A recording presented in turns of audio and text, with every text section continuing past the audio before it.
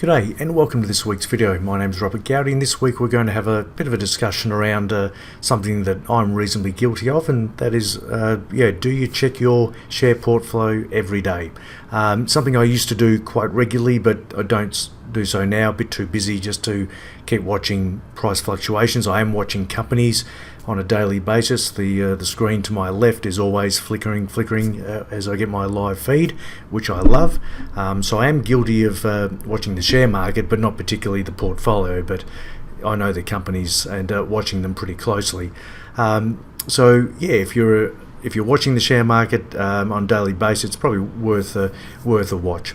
So why do we do it? Well, if you're like me, you love the share markets. You love to understand businesses, what they're doing, the reports, and getting the updates.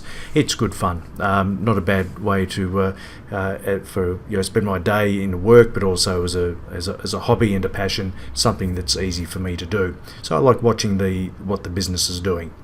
For me, the ebbs and flows of the markets obviously don't worry me, but in the short term volatility can be worrying for some. So if you're one of those ones that are watching when it goes up and if you feel good, and then you tend to ignore it, or you keep watching on the down days and it doesn't make you feel quite as good, you don't like to see your money go backwards, then it really doesn't pay much value to keep watching.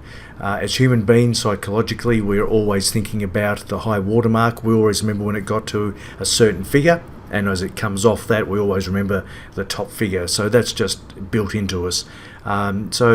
Is it worthwhile? Is it helpful for us to be watching the market? Would generally no, it's not. Us watching the market or watching a business, just the price fluctuations, one can make us feel good, but it doesn't particularly help what the business does. It's not, barracking for a share price is no help at all. So a better approach, in my view, obviously continue to watch the market daily, because if you're like me, it's a passion, it's a job, it's a hobby, it's fun. But don't be just watching the prices.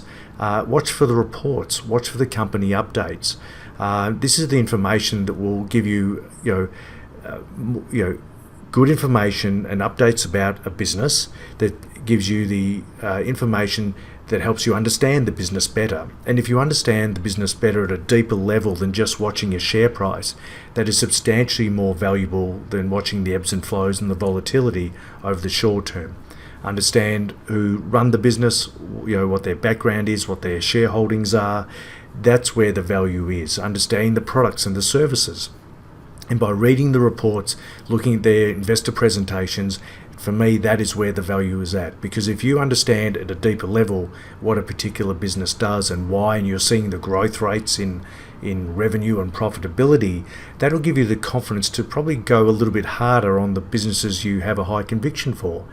And if you get it right, the spoils are there for those that understand at a very, very deep level. So what should you look for? Definitely the annual and half-yearly reports.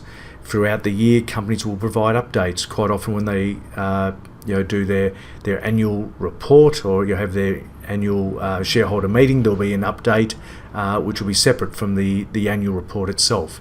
You can watch for the change of substantial holdings. So once, say, a fund manager or an individual or an entity gets over 5% of ownership of the company, so I'm often watching the fund managers. They get over 5%, they have to report and disclose to the market. So you can see that they have a strong feeling about a business, which might help support your analysis and what you know about the business.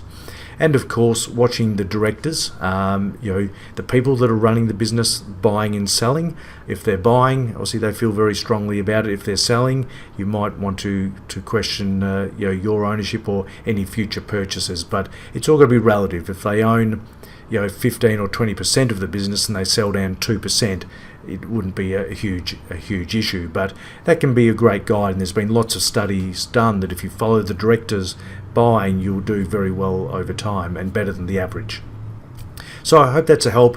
Don't get wrapped up in barracking for share prices. Start to look deeper, read the reports, understand the businesses you own at a deeper level, and you'll feel very comfortable in owning it, particularly when the volatility comes at some stage in the future.